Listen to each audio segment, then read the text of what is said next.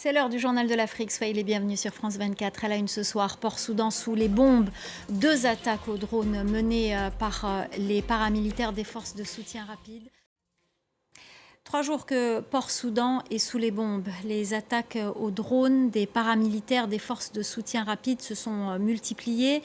Ces engins frappent des lieux stratégiques du principal port du pays. Ce mardi, les frappes se sont intensifiées. Les précisions de notre correspondant régional Clément Diroma. Port-Soudan.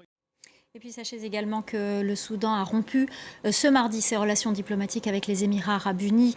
Il les accuse d'armer les paramilitaires avec des drones qui visent notamment Port-Soudan, vous l'avez entendu, le siège provisoire du gouvernement.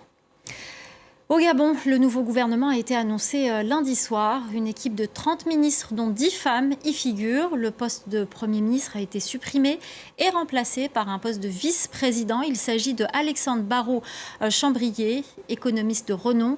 Les réactions à Libreville compilées par notre correspondant Ismaël Obiangzé. Direction le Mali, où les partis politiques appellent à un nouveau rassemblement ce vendredi contre la transition. Le 3 mai dernier, leur meeting avait été empêché par l'intervention de la police.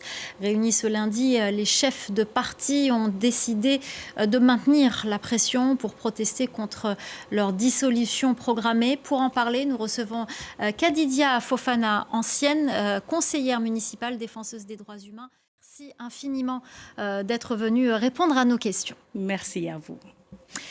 On poursuit notre série de portraits de Papa Billy africains. Ce soir, on vous parle du cardinal congolais Fridolin Ambongo. Malgré quelques frictions avec le souverain pontife en raison de la bénédiction des couples homosexuels, il faisait partie de la garde rapprochée du pape décédé le 21 avril dernier. Son portrait signé Clarisse Fortuné.